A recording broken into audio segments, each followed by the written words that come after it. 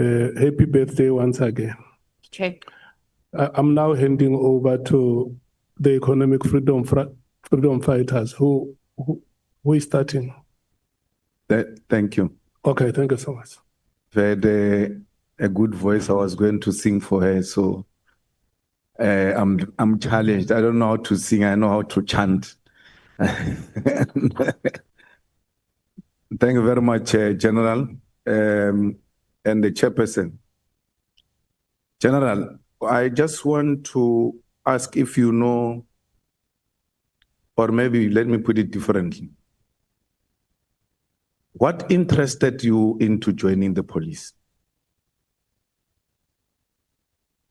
When I grew up in the township of Ashdown in Pietermaritzburg, I witnessed at the time the IFP and ANC were in lockerheads in the same township.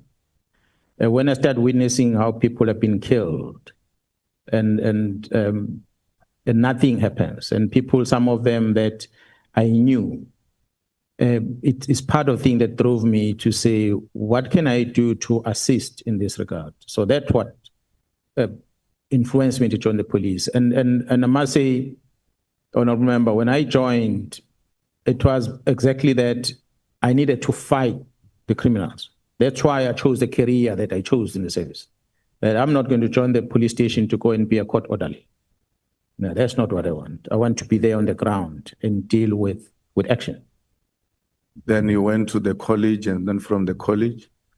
I trained in Pretoria College, and from there I went to Potchefstroom, the Public Order Police Unit in Potchefstroom.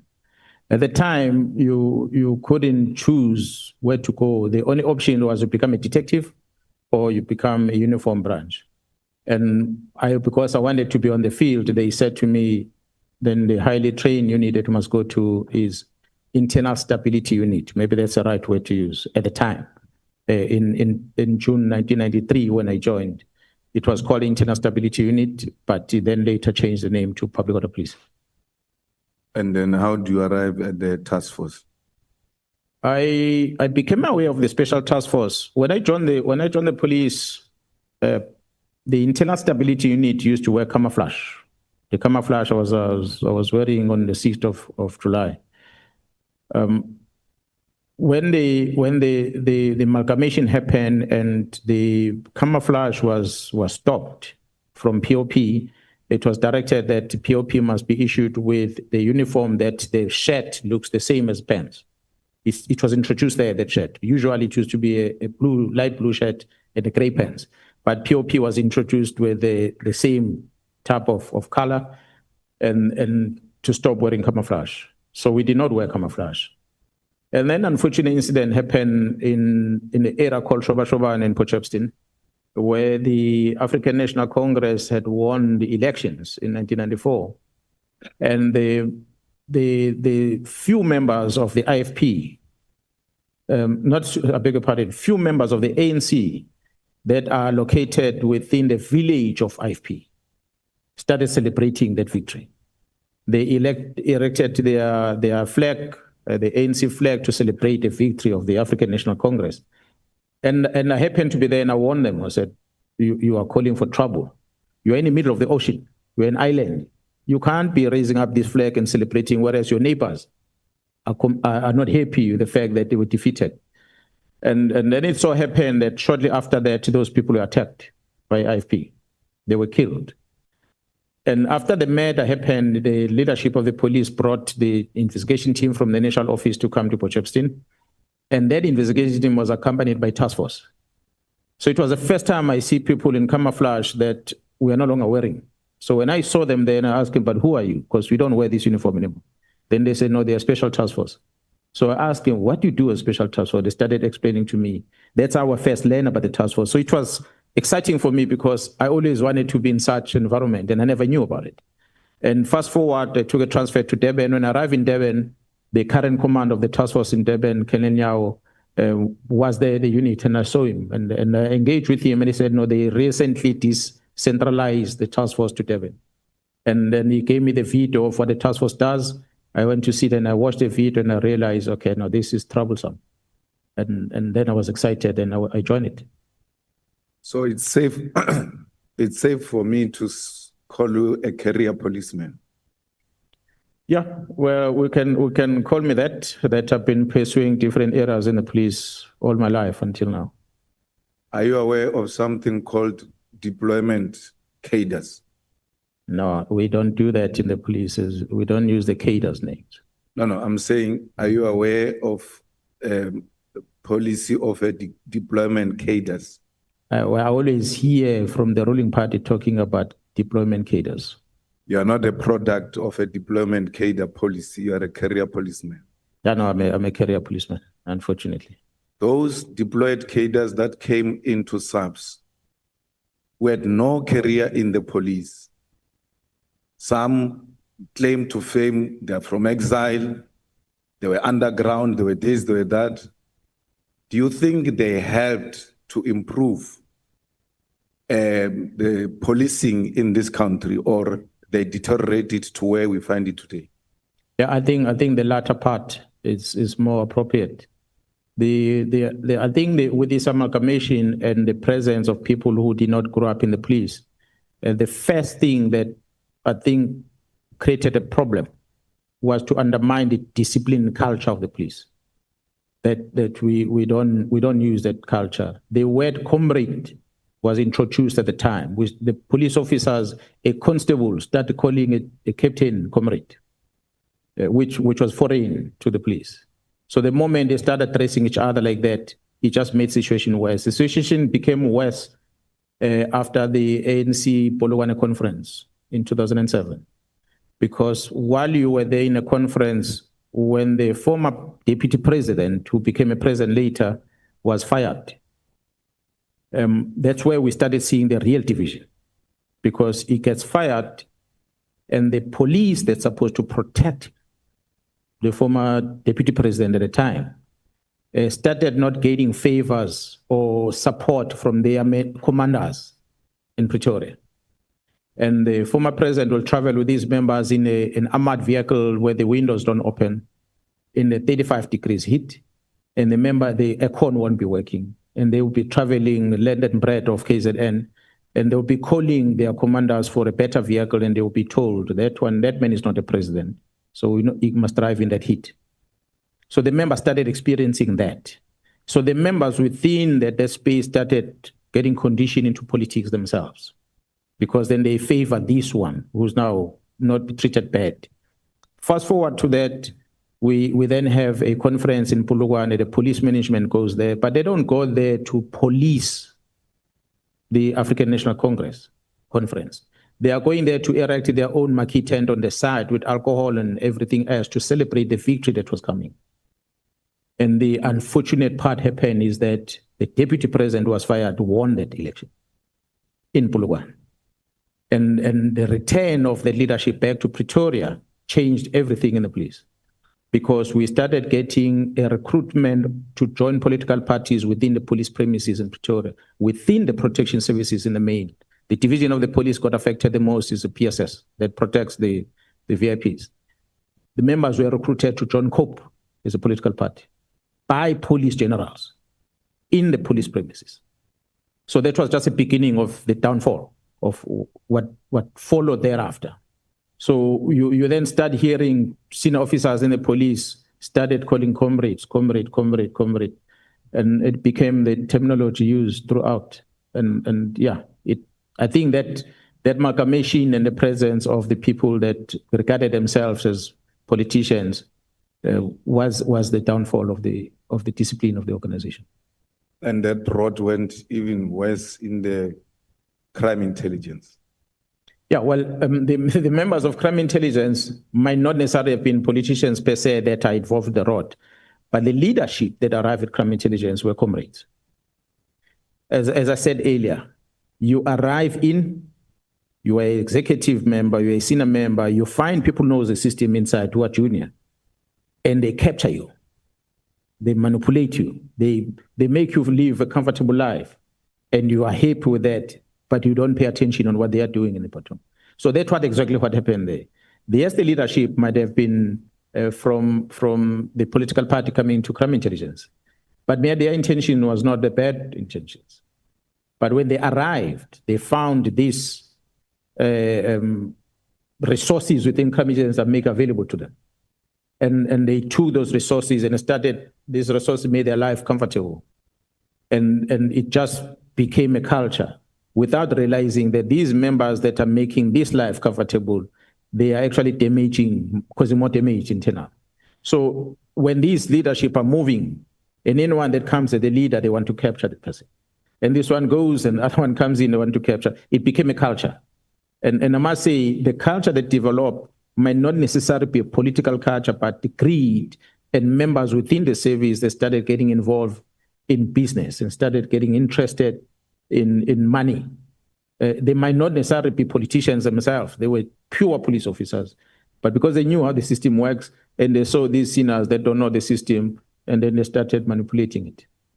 So both ways, then you could blame the senior police officers, although junior, as well as those ones that came from outside the organization. But in the body of, I hear the leadership, in the body of the crime intelligence, were there no cadres who were claiming to come from Bokoto in the ANC underground intelligence and all of that, who joined the intelligence, not as leadership, but as operatives? Yeah, they are now get involved in these covert operations, but they don't have necessarily the skill or qualifications as career policemen. Sure, there's a lot of them that arrive like that. There was a lot of them. We've had a system that we're trying to work with in the police of the former non-statutory force members that needed to be rewarded in some degree within the service that were employed in. So they arrive at different levels. Some of them were constables, sergeants, and up the ranks. The others that came on a senior level, but others grew within the service. So how do you become now the acting national commissioner? I don't know whether I should thank my grandmother, wherever she is, because I was sleeping, and I was going to wake up in the next morning to travel with the National Commission of Police to visit Mpumalanga province. When I get a phone call from the General Ladla, who was in charge of the presidential team, then he says to me that the minister wanted to see me in the morning. I did not know the reason for that call. I then had to phone the chief of staff at the office, actually spokesperson of the Minister of Police at the time, who was a spokesperson.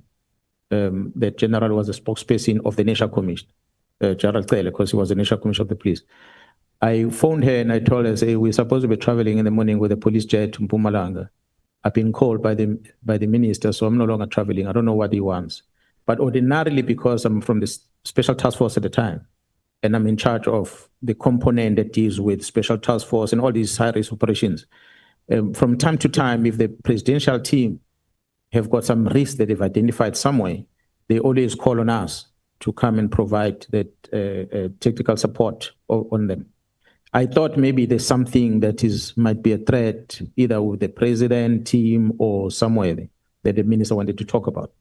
I arrive in his house and he says to me, the president wanted to see me, so I must go and meet the president. I went to the president and the president says, I've now taken a decision to appoint you as the acting national commissioner because we are suspending Gerald Cele based on the procurement of that building in Pretoria. So it came as a shock. And that was that. That's how I was appointed. Who's the president at that time? President Zuma. Who's the minister? Minister Mteto, Nathi Mteto, the late. And then how do you leave that position of acting?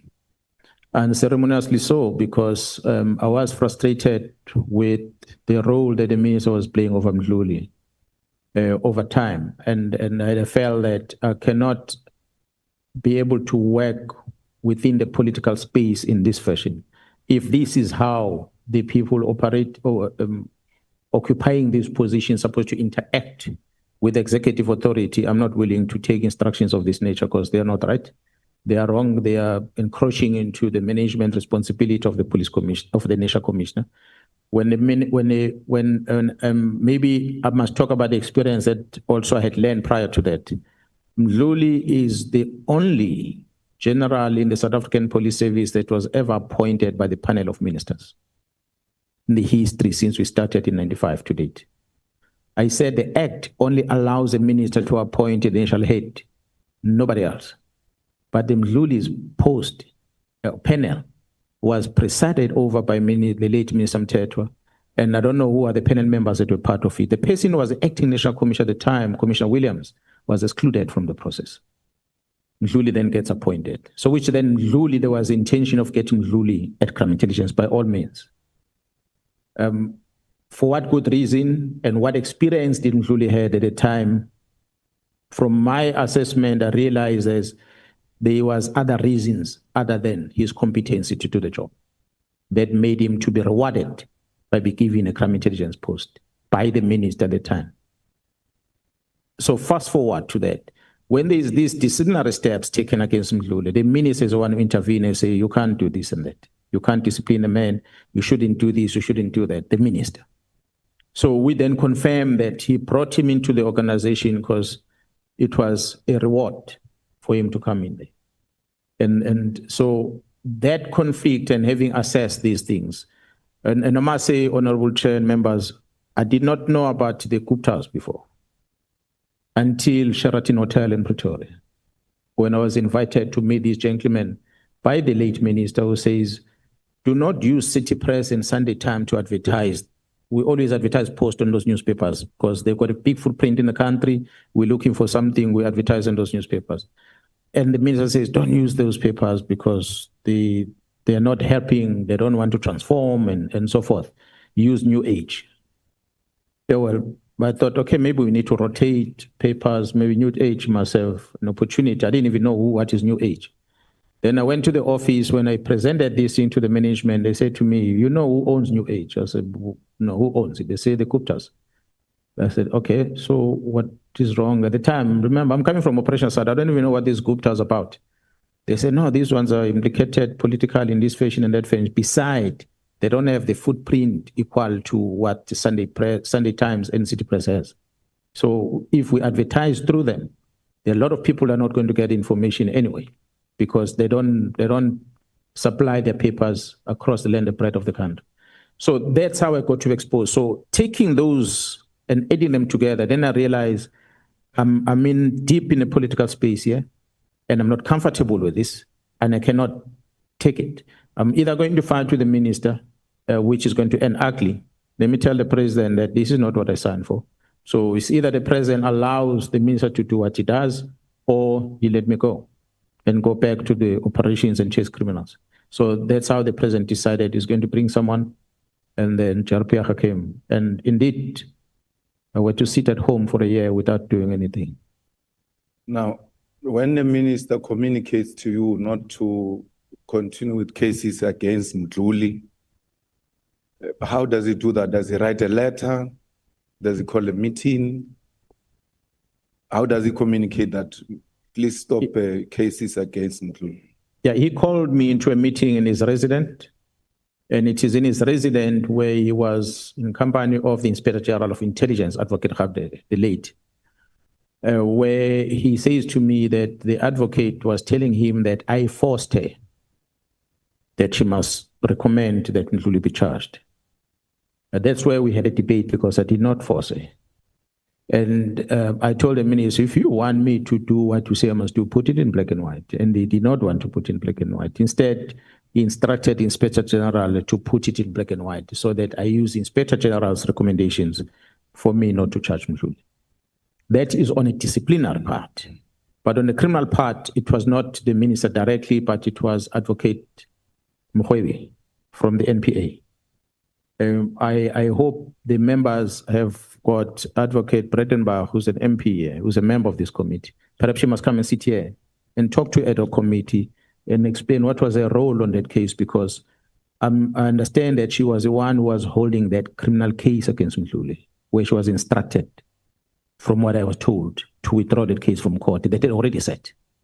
So why did she then comply with that instruction? I have no clue. Now, when you communicate to the president that we're engaged in some illegal activity which I didn't sign up for, how do you communicate that to the president? Because the president would have ordinarily asked for something in a written form? What did they say to you? Or did you write to the president? How did you communicate this to the president that there's something going on, which is not up to what we are expected to do as police? It is unfortunate that I did not write to him. I went there in person. So I had a one-on-one engagement with the president about it. And you're correct, Honorable Member, I would have expected the president to conduct some investigation on this thing. But the president didn't. He simply said, okay, if you're having issues with the minister, just give me time. I'm going to appoint someone else to take over from you. And that was the end of the meeting. And that's President Zuma we're talking about? That's correct. We did not do anything about this matter when you communicated to him that we have been invited into doing wrong things? Yeah, no, they didn't do anything about it. Now, why do they put you at home after releasing you? They went to fetch you from your position, ask you to come and act, and then when you say, I can't be part of a criminal syndicate, you are sent home. What do they communicate to you around that time? What is the reason of you staying at home? Honorable members, when I had met with the minister, I called the entire top management of the SAPS and I told them what transpired in the minister's residence. And I told them that they must prepare themselves, that they are all going to be fired and they're going to be victimized because whoever is going to come in is going to come with a mandate that perhaps will say they must get rid of everyone. Some of the senior managers took me serious, others did not take me serious. But because I was prepared for that, indeed that will happen. Maybe Gerald Pierre must come here and explain why she did not allocate me a post for that long and allow me to sit at home and draw a salary every month. She will have to come and explain that because she was the boss. She's the one who's going to have to come and explain that despite my experience, as I've displayed here, that she will choose to appoint junior people to go and act in positions that they did not have much of experience of, whereas I'm sitting at home. There was a person who was a non-trained police officer. With respect, she joined the police and she's heading our training currently. She was deployed as a head of crime intelligence at one stage by Gerald Pierre. Will I be correct that you were actually being punished for being disciplined? I believe so. I believe so, Honorable Member, because it did not only end there. It was not only about sitting at home. It was sitting at home and state security, crime intelligence, deploy counterintelligence against Mkhwanazi, against Khumalo, against Masimolo. So we were not just kept at home, but we've been monitored 24/7. General, you know, you speak interestingly about 2011, especially in relation to crime intelligence. What was happening in 2011? Well, some of us for sure were very young, we can't remember properly. What was happening in 2011? Because you keep on referring to 2011, and we're trying to imagine what really happened in the crime intelligence in 2011, which you see it now and gives you those flashbacks of what happened in 2011. I said, honorable members, I wouldn't want us to maybe go too deep back, but many things were pronounced, ventilated at the Zondo Commission about intelligence, things that were happening. I will invite you to go and read that report again. But at crime intelligence at the time, what was dominating the media space was the looting of the secret fund account in such a manner that it ended up getting a name of slush fund. Majority of the citizens know it as slush fund. It's not a slush fund. It's a secret service account. But because it was misused to that extent, it then became a slush fund. That's what was dominating the media space in 2011 when I came in, which was a sore point within crime intelligence. But I'll also invite you to go and check my YouTube at that time where I said, when you speak on the phone, you must first greet General Mkhwanazi before you speak to the person you're speaking about, because they were known for illegal interceptions at that time. Am I correct? Yeah, that's correct. That's correct. That's why Gerald Cele himself, as initial commissioner at that time, fell victim of the same thing. Now, you now are back, you're appointed. I know you went acting, came back, and then you appointed a provincial commissioner in KZN. How does that happen now? And what is the minister's position in relation to that? Did you object to your appointment or anything of that sort, or there was consensus that you must go to KZN? You talk about 2021? No, when you became full-time, yeah, not acting. Look, when I approached the National Commissioner in December, there were delays. I met with the minister because he needed to be consulted. Minister Cele at that time did not want me to leave the head office. He wanted me to remain at the head office. And he felt that maybe my expertise would be wasted if I go to the province. I'm better off to assist at the national level. But I pleaded with him that I needed a new challenge. So it took that long until March. That is when I think they started engaging with the executive in the province, where the agreement was reached. And then I was informed that I can go and start in April. So starting from December until March, it was there was a long time of discussions. At that time, the provincial commission had left, and there was someone acting. And so I came in to take over from someone who was already acting at the time. My aim was to be appointed before the provincial commission leaves, so that we can do the handing over, which is something I did when he came in 2019. When he came in, I sat with him for about a week doing handing over before I went back to Pretoria. I wanted to do the same thing when I was going in, but because of that delays, he ended up leaving without doing that handing over. When is your contract coming to an end? My contract is ending at the end of March 2026. Is there any discussion about renewing a contract, or everybody just went that quiet about it? No, there's no discussion. The discussion, according to the rules, can only start 4 months before. So we're not there yet. We're not yet there? No, we're not there yet. Okay. Now, General, the political killing task team, according to your explanation, I don't know if they were calling it PKTT at the time when Balula was saying, we need to do something with the killings of councillors and all of that in the province. And they were assembling of a team that was working on that before 2018. So before the president made that pronouncement in Maritzburg, what was that called? It was not a team, honorable member, because you had a prioritization of the investigation on cases that involved politicians. That's what was done. But they identified a detective per police station, per district, to take those dockets. If there's a politician killed, it must be given to the detectives. But that detective was taking those dockets on top of other dockets that a detective has.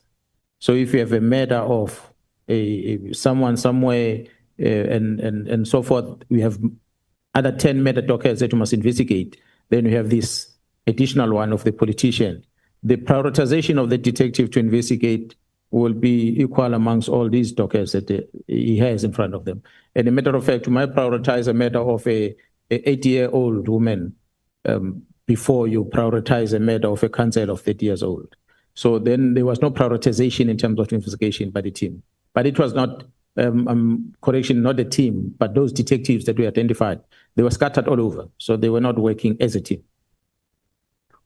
And the president then announces that Maritzburg in an ANC event, the councillor who was killed of the ANC, he has gone there in his capacity as the president of the ANC and makes pronouncement about government on how we are going to intervene. That's correct. And I heard you saying, wanting to differentiate between the executive authority and the politician. When does the other one take leave when the other one takes over? Because it's one person.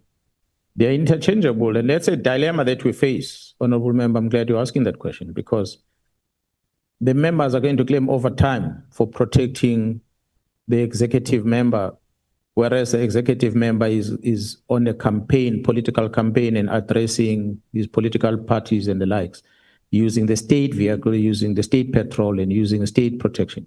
You must be there all the time. So when he then speaks, like in this case, he's dressed in the political regalia. He wears a political tie and is accompanied by his comrades, not the leadership of the executive of the province, but the political leadership. But he pronounced things of government of what this minister is going to do and that minister and that minister and that minister. So legally, if we're to ask me whether is that right or not right, I cannot answer. Because he remains the president. Whether he's sleeping, he remains the president. Whether he's in a rally of a political party, he remains the president. We have a duty and a responsibility to protect. We have a duty and responsibility to act on what he tells us. But of course, whatever he communicates, it has to be structured in government. I think that's why after announcing it there in that political setup on the 18th, the ministers meeting on the 21st, he came to this house in Parliament to announce the establishment officially of this interministerial committee. So I think that's where it became official government thing. He might have initiated it from the political side, but he made it official when he came here. And it became a formal structure. Maybe if we continued with that pronouncement and never came here, we will still be asking ourselves question whether was what we're doing a political decision or a government decision. But because it was confirmed in the House when the president addressed the Parliament, we take it that it was an official government position. Now, the PKTT then gets established, you are involved, Khumalo is involved, you are running the thing. You are in charge of this team. And one morning you wake up to hear that dockets are in Pretoria of something that is your baby. What happened there? Did your own team got so compromised that when they were told to bring the dockets, they could not give you a hint that someone is calling for dockets in Pretoria? Because the way you're explaining the relationship and the engagement you had with this PKTT, it's in such a way that it's so intimate that no one can just come and say to them, do this, and then they don't bounce it back with you before they act. What really happened there? Was PKTT infiltrated and compromised, and an underground operation took place and took the dockets to Pretoria without your knowledge?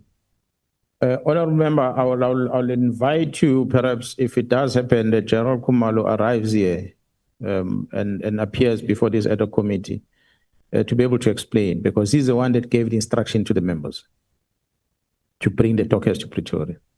I said yesterday, and I'm saying again, I was not very pleased with him, because when all that happened, he had not told me about what was happening.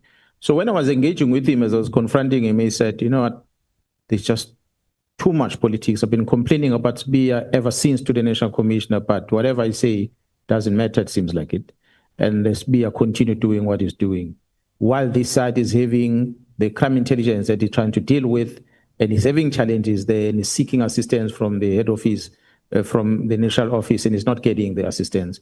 So it's a man who started getting frustrated. And I think when this thing came to him, he just felt, maybe let me just get rid of this, because the National Commission maybe is not assisting and stopping it. Let me push it aside and focus on my things. And that's why he omitted to then make me aware. He simply gave instruction to a colonel. He said, Colonel, go and fetch the dockets that are investigation, bring them here, as per this letter. So that colonel told the ones in Durban, they said, bring these dockets, and the dockets were transported. That's how the dockets ended up in Pretoria. When I became aware is when they wanted to bring these dockets back. That's when I asked him, because when I heard about it, I wrote him a letter. I said, I'm told these dockets are in Pretoria. How did it happen? That's when they responded to say they were moved in this fashion.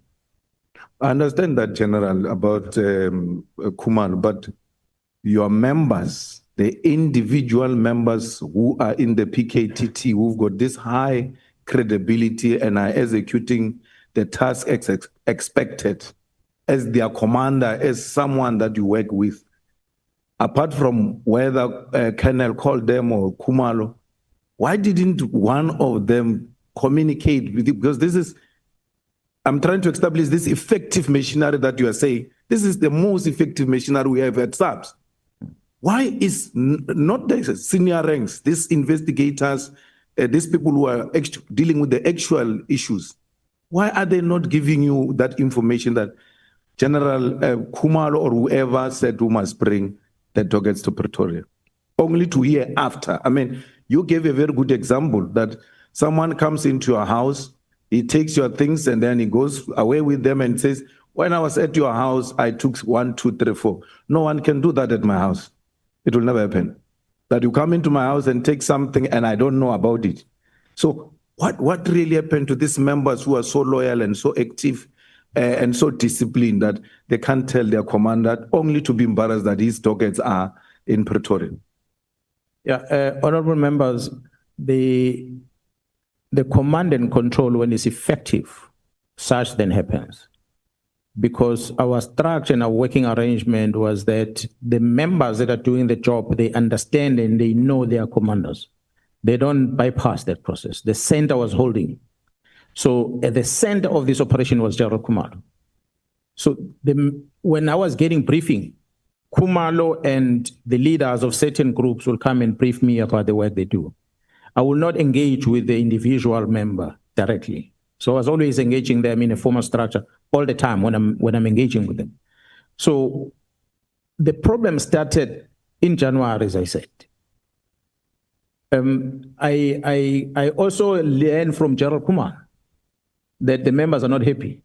So when I asked him, what do you mean the members are not happy? He said, because they were supposed to get awards during the Excellence Awards and their names have been removed. They're told they're no longer going to be recognized with anything.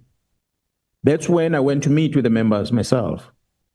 Because when he phoned me, he told me that the members are not happy. So I went to meet with them. For the first time, I had a one-on-one with them. And I asked him, they said, Gerald, we are disappointed. I still said to them, I'm going to give my allocation of one table of 10 people. Come as my guest. Come and sit there. They said, no, we appreciate Gerald, but it's better we don't come. So that was the first time where I had a one-on-one engagement where I got to feel the pain in their eyes. This is January, long before the letter is written. The dockets are taken. I started feeling the pain in their faces in January. Fast forward, the same January or February, there's this instruction of the reduction of the workforce of this team. At that time, I conclude that it is because of the budgetary constraint. That because the budget approval has been reduced, we can therefore not have this total workforce that we had. I accepted that. We are running towards the end of the financial year, reprioritization that must happen. So I did not challenge it.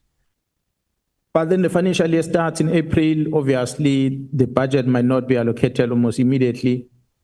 But again, the team that is authorized to continue the work as a new submission is made in April 2024, it still speaks about the reduced number of deployments. So I concluded that it means the challenge is the budget. That's why the reduced number. So knowing the challenges we have, financial challenges we have as an organization, as a country as a whole, I couldn't challenge that much. I said, okay, well, we'll do with the less number of members maybe going forward.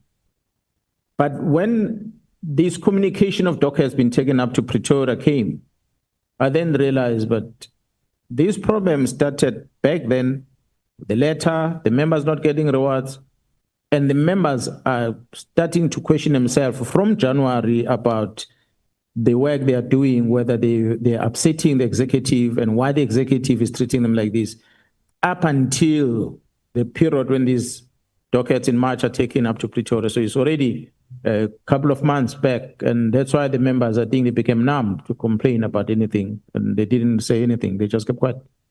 So when they arrive in Pretoria, these dockets, they are put under SBIA? SBIA is in charge of both crime intelligence and detective. It is my understanding that SBIA wrote to the Divisional Commission of Crime of Detectives, General Sentumole, to take these dockets from crime intelligence. So I don't see on the directive where did he want these dockets to go to. But it's my understanding that the docket were kept at the office of a brigadier under General Sentumule's office. Of course, General SBIA remains the boss overall. So meaning he has access to those dockets in one way or another.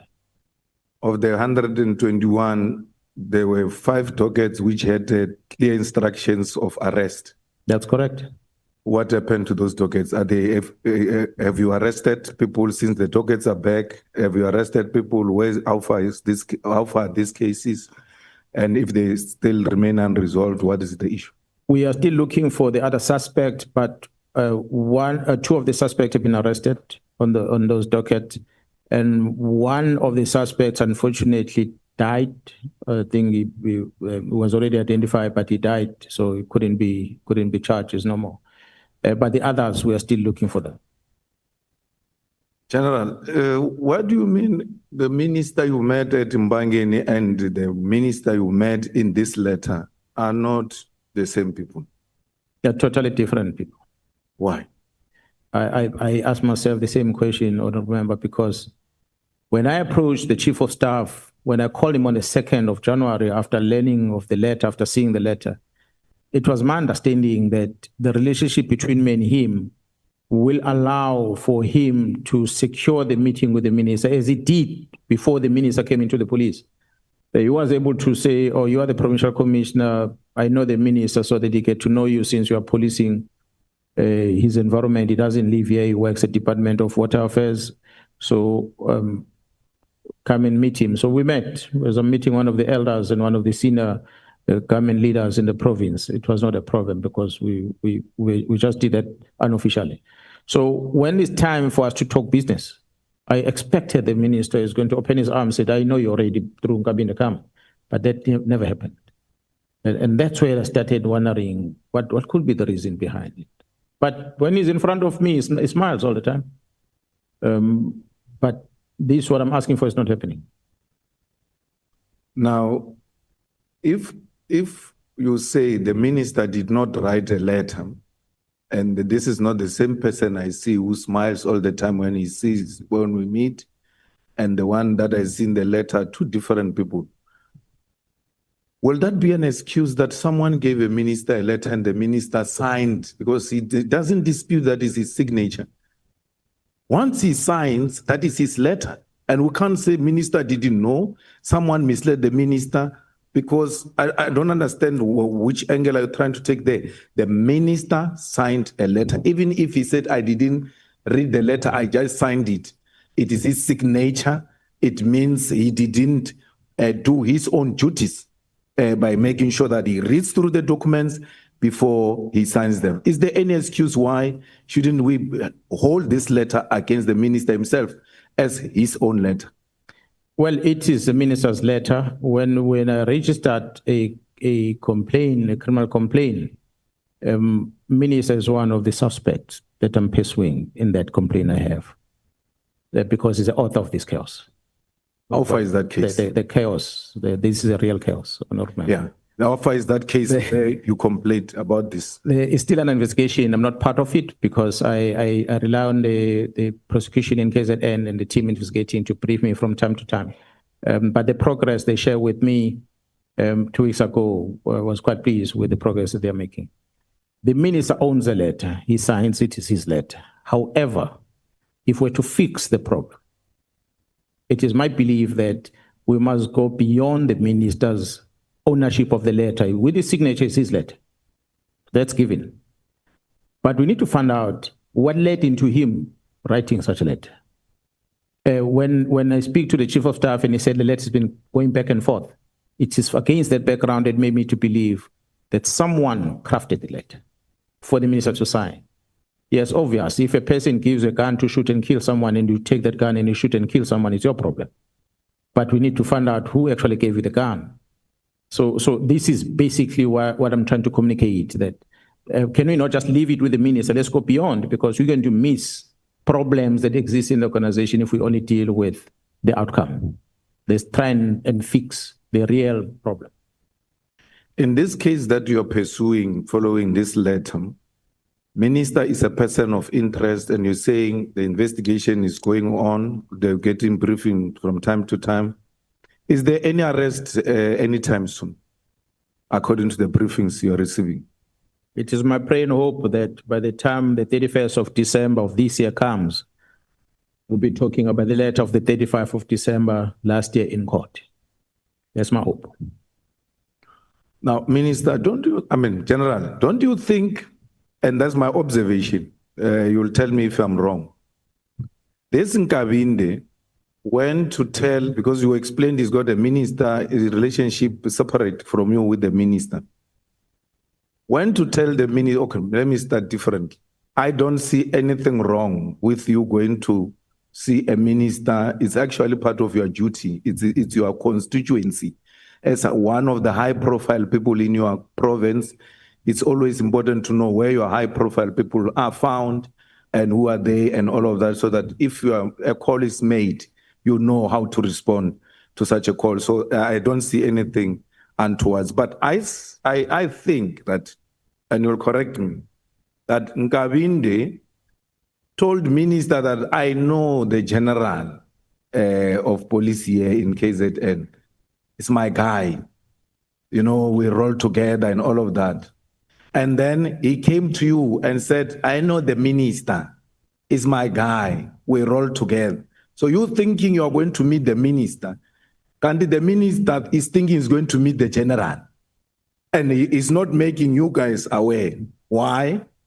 Later on, when a minister is supposed to appoint a chief of staff in the police, he appoints that guy because he thinks that guy has got a connection with the general of police, he's a former policeman, and it will make my work easy.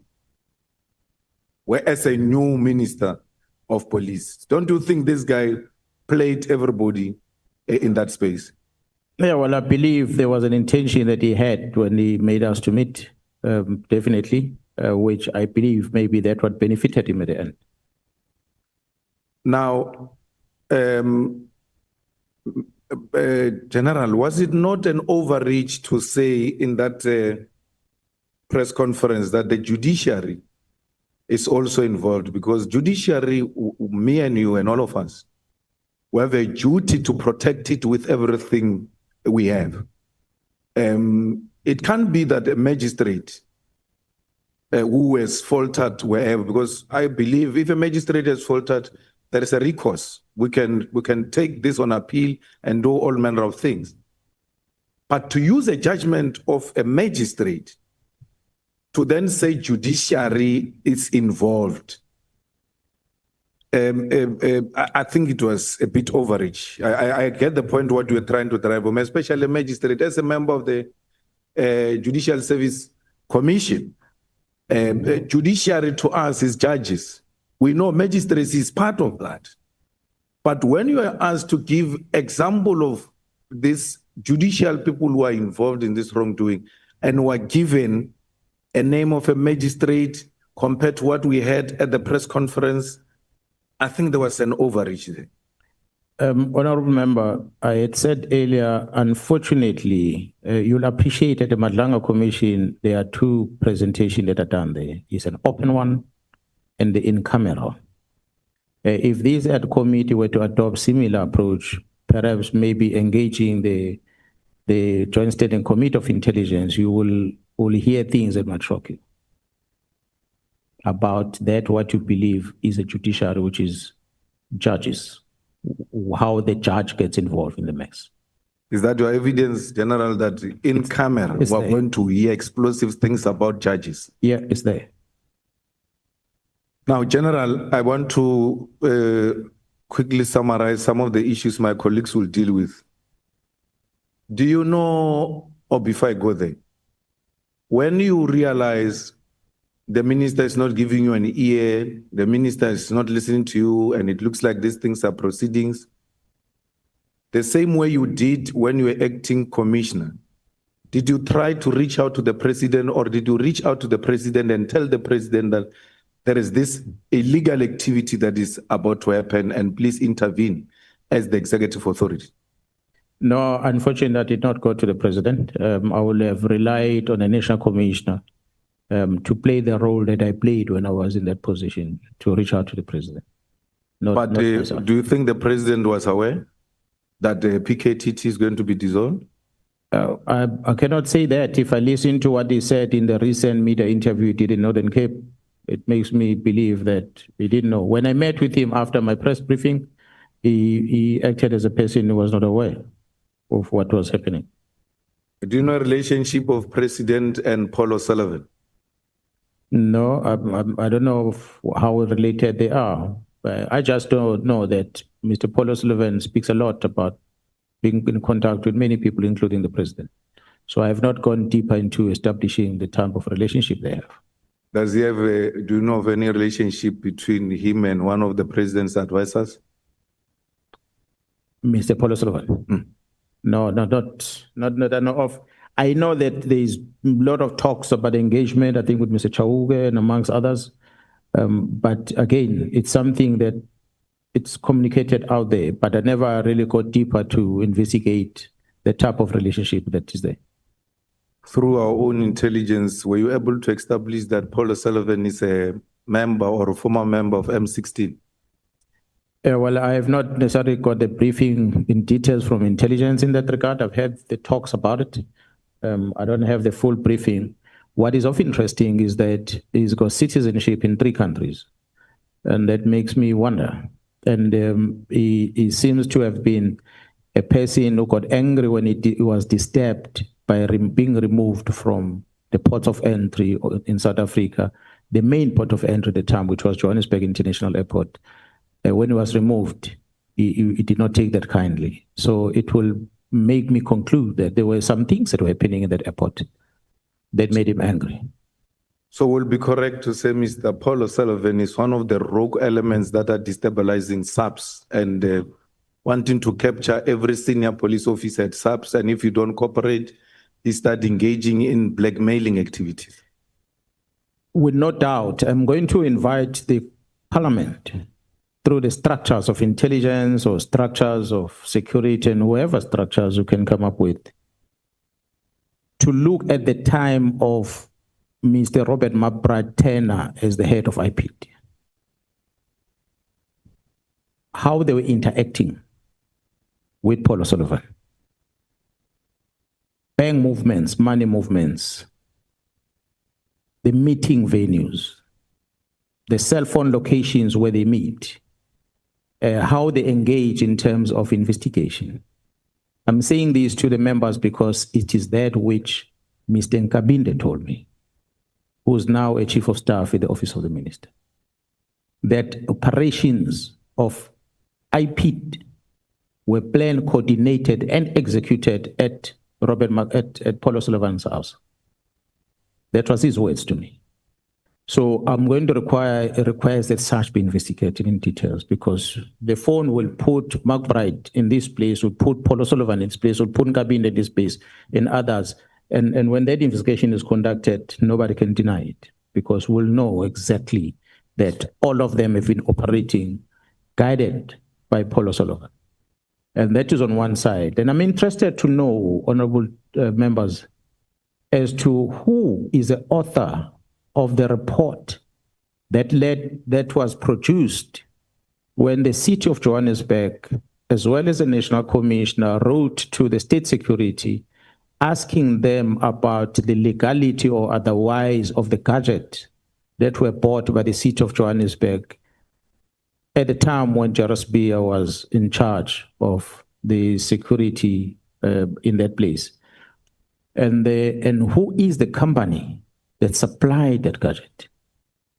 And how was that gadget sourced from the country in Europe where it comes from, in the UK?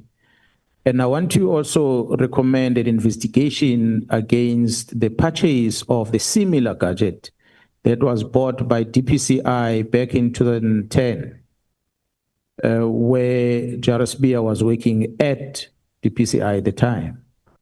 Whether such was bought legally, who are the supplier, and who's the manufacturer of the things. And I'll want the parliament to check every financial records of Mr. Paul O'Sullivan and all the individuals I've mentioned. And so that we're able to trace and draw a conclusion whether is Paul O'Sullivan a clean man or is an agent. So I think based on that investigation, we're able to conclude whether is he indeed a clean man or he is what is being said in public, an agent. If he's a clean man, why he does what he does? If he's an agent, who is he working for? But it is time that this country must not sit back and be run by Mr. Paul O'Sullivan. And if government fails to act on it, the men and women in this country, they're going to take it upon themselves to do something drastic on it. And it might not be what this government wants to do, because he has gone too deep in showing that he's got control all over. And maybe lastly, I might ask the members to say, if you ever heard of any report that is deemed to be classified, that's supposed to expose the wrong that has happened, such reports be interrogated. And one of them, IP has a responsibility to investigate criminal things. When you hear the Minister of Police says, I've got a report from IP that is classified, then you need to ask yourself a question. You are not an intelligence structure. What do you do with a classified report that you don't want to release? As IP, what is that report doing in the Minister first place? Because IP deals with the criminal case docket. Whatever you investigate must get into the case docket, and that docket must go to court. Why will it go to the Minister and the Minister goes out public and say, I've classified this report, I won't make it public? So these are the things that might need to be checked, because it is when the system of government fails. And you have worked hard to create a legislation to try and protect yourselves, the citizen of the Republic. But if it's manipulated in that fashion, that the Minister can just decide, I'm classifying this, I'm not releasing it in public, perhaps you need to ask, do your minister that classifies a document, do you have a security clearance yourself? So how do you classify something if you yourself are not vetted? You don't have a security clearance. So what gives you basis to classify something? So those are the typical examples that I'm talking about that might need to be checked. The problem in the law enforcement is so serious in this country that's why I'm saying, if these things are going to be centralized in a national commission, then it might not be fixed. There's too many problems that exist. And if we start looking at how can we decentralize some of the things, we lessen the risk against this country. And it's a serious risk, honorable members. So that's why I'm going to end on that response. Well, General, I don't understand why would a bully like Paul O'Sullivan, who is a person of interest because he's suspected to have brought some certain gadgets in the country, is now involved in the destabilization of the security cluster, is so deeply involved. Why is the National Commissioner, or including yourself, not opening a case on crimes against the state? Because when you are engaged in the destabilization of the security cluster, you are a national security threat. And therefore, a case should be registered against you, and he must be investigated and be arrested, because he has been going on for a very long time. He has become untouchable, he has become a bully, and it looks like everybody is so helpless around him. What makes it like that? Why are we not opening a case at that level as police, if we have this kind of information to verify the authenticity of the things we hear, so we legitimately investigate him, especially on crimes against the state? Yeah, well, I think majority of the things that are happening that Paul O'Sullivan is doing at the head office, and the authorized people that are closer, that are affected, that should be assisting us in such investigation, that should be acting on it. Myself, I have not necessarily pursued anything because I never really had much details of what. I will hear him talk about things. What triggered me, first time that drew my attention to him, when he published through the media, he published the photos of Gerald Patlane, who was the acting national commissioner. When he published the photos of Gerald Patlane's house when it was still under construction. And then I started asking myself a question, this house was finished about a year ago. How did he get hold of these photos? That was very interesting to me, that it's not like we're investigating now and you go to the place, there's construction, you take photos. But he shows a building, a structure that was under construction a year or two ago. And he started with a complaint later and he says, this man was building a house of this amount and this is how he was paying for the house and so forth. If the Paul O'Sullivan is going to come and say the National Commissioner, and I said to the National Commissioner, we need to open a case against this. If Paul O'Sullivan is going to say the National Commissioner owns a property here and here and here and here and here, how does he afford all these properties? How did he get the information? So we always say that you get, I'm sure majority of citizens in South Africa experience that you get a phone call from a company and they market, they want to sell you something. And you ask them, where do you get my number from? They say, no, we got it from marketing, whatever things.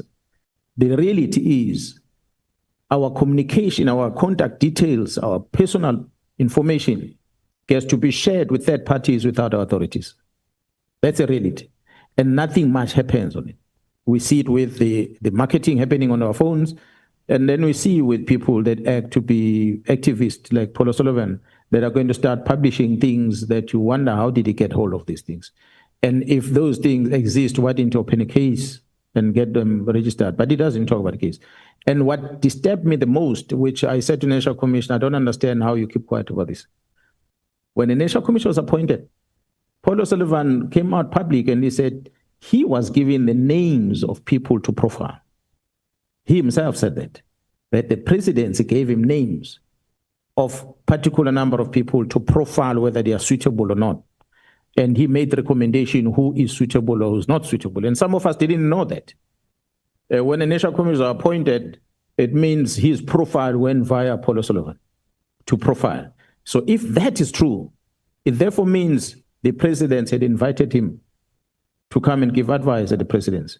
And that becomes a serious risk for us. So, but I said to the National Commission, it affects you. If it was me, I was going to open a case, but I don't think this thing should be allowed because this man is saying he's now making a decision as to who becomes the National Commission, the police. General, I want to follow up on the drug cartels. Every time we're told of a big five, and a big five, my understanding is that it's a drug cartel.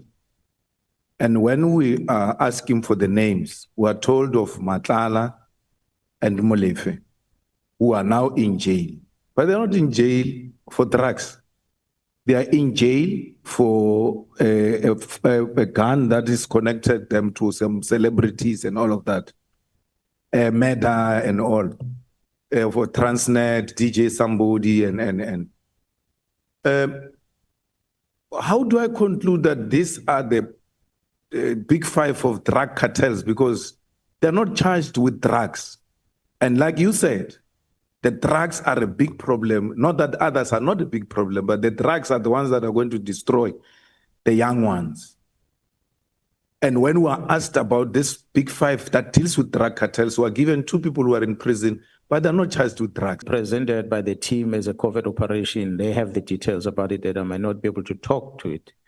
However, a strategy of arrest, of an investigation of a case, you might arrest a person, although in this case you are labeling them as part of Big Five, and the Big Five is involved in this drug syndicate. We might not arrest them for the drug specific, but the bigger investigation that talks about drugs is there, but the charges that we are putting against them are something else. It's a strategy we employ in the police to keep people behind bars until we are ready with a bigger case and we throw it in. A typical example is the same strategy we employed in KZN when we were dealing with the AKA case. And we arrested a whole lot of them for other cases, just to keep them in custody until we were ready with the main case when it was matured and we could identify all of them. And then we started charging all of them for the murder of our celebrities. Otherwise, they were already in custody. So similar strategy we are doing on these ones. We are taking them for other cases. We are adding any other case because they've got many cases. Safe to say, with respect to the case of the death of that employee at Vereeniging, Mr. Swart, it had nothing to do with drugs. It was tender issues there that involves Mr. Mleef. But the murders of these DJs is drug related. When the picture you're going to see when the matters gets to court is that this one thought he's clever by stealing this one's drugs and he starts selling them, and this one then killed him. Mm. So not to say the victim is a clean man on drugs. He died because of something that he did wrong to this one. So we have a consignment of over 200 million rand, for instance, if I use that as an example. The police in the organization is there to identify exhibit, you book it in the SCP-13 register in the police station, you leave it there. If it's such big thing that you transfer it to another safer storage place, which in this case will be a forensic lab if it's drugs. But it so happened that in KwaZulu-Natal at one stage, there was a consignment found in Durban. And our laboratory in Durban is at Manzimtoti, which is about 10, 15 kilometers away from Durban. And it did not have a facility to keep such consignment of drugs. And the next place where we take these drugs to is Pretoria, where we keep these drugs in the bigger storages. But it so happened that case that the drugs were entered into the SAP-13 registers of a police station, booked out the same time, and transported south of KZN to Potchefstroom, and locked into the offices of the PCI that had no one guarding it. And during so-called alleged load shedding at night, there was a break-in in a big storage facility. A break-in inside that facility, there were bags of drugs, and there were also other drugs that were not associated with the ones that came, the consignment that came in, and there were firearms, illegal firearms that were also stored in there. But when the break-in happened, the only thing that was stolen was this specific consignment of 200 million rand of drugs and nothing else. You arrive at the crime scene, you will expect the crime scene is being cleaned, everything is stolen. But you arrive there, you find an AK-47 standing there, then you say, but why didn't they steal this AK-47? Then you realize the mission was not the AK-47. The mission was drugs. So they came to collect what is theirs, and they took it away. They left everything else untouched. And that made us conclude that it was a planned break-in, because the question we are asking TPCI, why did you allow these drugs to come to your offices and there's no one guarding, and you have load shedding, and this thing happened during load shedding? So we believe the information tells us that those drugs taken there ended up in Johannesburg are part of the drugs that caused about majority of the murders that happened in Johannesburg. Because people took it and they started stealing, and they did not deliver them where they were supposed to deliver them. And that's what caused the unhappiness from some of the people. So yes, we are not talking about the drugs on the arrest of Mlife, but drugs is part of the problem that leads into the murder. The charge is a murder, but the reason is the drug that comes as a result. So there are many others. The ones that we are not mentioning is because we have not charged them with anything. That's why we're not comfortable to even mention them. But they are there.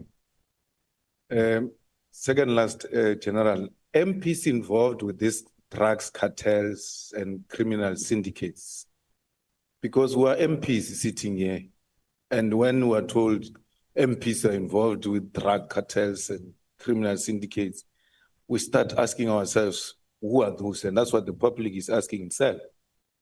And, you know, General, apart from the registering a criminal case, as an MP, if I'm engaged in unethical conduct, there is a committee called Ethics Committee where I can be reported. I don't have to be investigated through intelligence or anything of that sort. Why has there not been an effort from your side or from anyone who's involved, who knows these MPs who are involved in drug cartels, criminal syndicates, report them to the Ethics Committee, including the judges? Because I get worried when judges are subjected to covert operations. It's a threat to our democracy. Any judge that gets involved in wrongdoing must be reported to Judicial Conduct Committee, and will deal with that matter at that level. Not to be told that there's a judge who's going to come before me in the... I'm very sensitive around judges, because once they are threatened, me and you are no longer safe, because that is the last arbiter. They are the ones who must safeguard us. So why are these people not MPs with drug syndicates, judges with drug syndicates, criminal syndicates, MPs Ethics Committee, judges JCC? Why are they not reported there, and we left them in the hands of the covert operations and not anything above? Yeah, well, majority of these things happening in Gauteng, Honorable Member, and the team investigating in Gauteng has not necessarily involved me. I got to share information, I get to know information because they're briefing me. And what I said earlier, what drew me into this mess was the closure of the PKTT, which was a KZN. Had they left it alone, I wouldn't be sitting here today, because I would not have been privy to what's happening there. I became aware because they're updating me, because they had my members there, and suddenly there's a closure of the team, and then I get to ask questions. That's how I start slowly. Although they are feeding me with information, but it remains a counterintelligence information, so they're not giving me the full picture. They are drips and drabs, and I'm also not asking questions. I ask where there's a need, and they give me what I need to know. So how are they handling it going forward within that investigation? I said earlier, it's an investigation that is not only handled at crime intelligence alone, but is within the intelligence structure. That's how elevated it is. So how are they going to handle it further? I trust that they will follow those channels so that they can be able to deal with it. There are instances that the PKTT have registered complaints against presiding officers in KZN as based on their conduct that we have done. So when we talk about, yes, we use the name judiciary because we wanted to indicate the seriousness of what is happening. I said, unfortunately, some of the information that is at hand, it's a covert information, recordings that are there that I might not be in a liberty to just communicate. I listened to them. That's why I was able to say, okay, here's everything. This is a conclusion that I reached, to bring the attention to the leadership to say we have a problem. The MPs that might be implicated, and I must say up front, as I said about the minister, I'm not in a business to protect people, but I must also acknowledge that majority of the people that end up being implicated, I spoke about the letter of Minister Mkhwanazi of December, the majority of people that get implicated on things, they arrive there by default. They're not aware that they are getting there. So if you're going to be a political party or an MP and you get a financial support from somewhere, and the person who's giving you this financial support is not disclosing the intentions, you're going to get hooked. By the time you open your eyes, you are right in the web. You can't escape it. So sometimes it comes in that fashion without you paying attention. You'll invite, you stand outside your house, you call an Uber car, and the Uber come and pick you up. You have no clue who the driver is. He arrives there and he loads you in the car. You have no clue what's in the boot of the car. There could be a dead man inside, or there could be arsenal of firearms, or there could be drugs in it. But when the police stops in the roadblock, who do they arrest? The driver, including you. Because we are found in this consignment of drugs and the dead body. So by default, you become, we can say we're a victim, but you're a participant to a crime.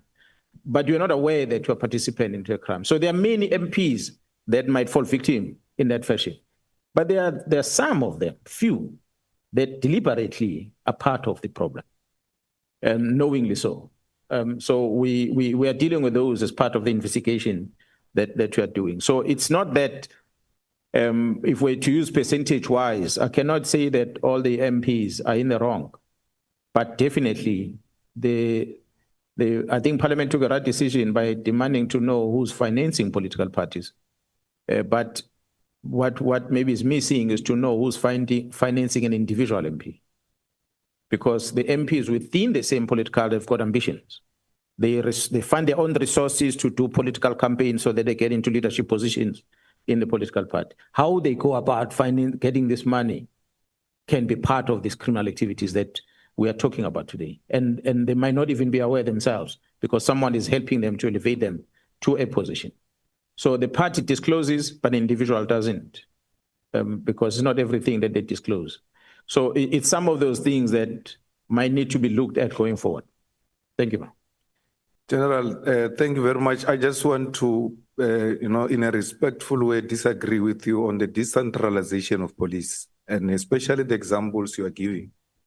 Those were tribalistic divisions that took place in our country, where you had Leboa police, you had Venda police, you had Zulu police. It can't be that we decentralize the police and we go back to the ethical divisions of this country. We are a unitary state, and therefore we seek to unite and become one thing irrespective of ethnicity or the color of your skin.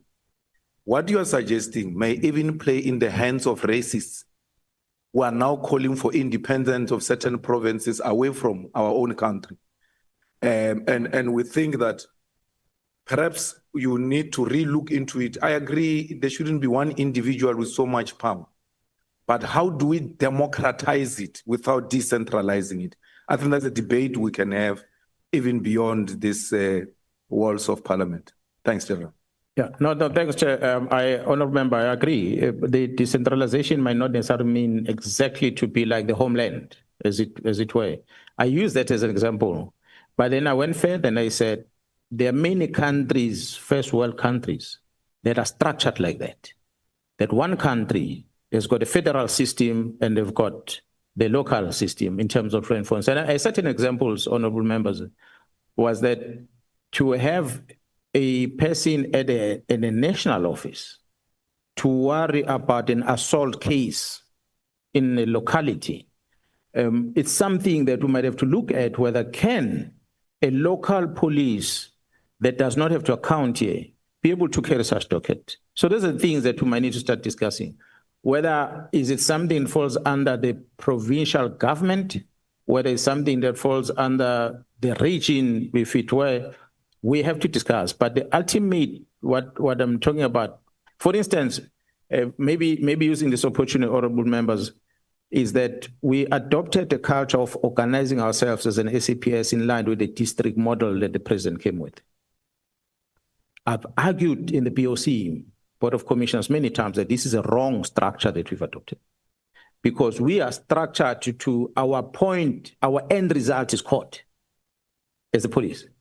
So however we organize, we must organize around the court, not organize around municipality. So it could be part of the things that says maybe the provincial delegation of this power might not work. Maybe you must look at how the NPA is structured, must look at how the justice themselves, courts are structured, because they remain national, but they are kind of independent at the provincial level with the jurisdiction of how they operate. So when we set up our own structure as a police, instead of having district commissioners, we need to look at this district that covers at times 2 or 3 court jurisdictions becomes a problem for the performance of the police in terms of taking matters to court. There's some of the things we need to engage on, but research is needed. Whatever I'm proposing will need to be researched. And we're not going to make a reference to the homeland security, but we have to make a reference to the first world countries, how they do policing and what is good. And that is simple about efficiency, not about ethnicity at all. I disagree. I also agree with that one. We can't use the tribal issues that we did before. And the national legislation must remain the one that is a founder. Regardless whether it is centralized, we must still account in terms of the legislation.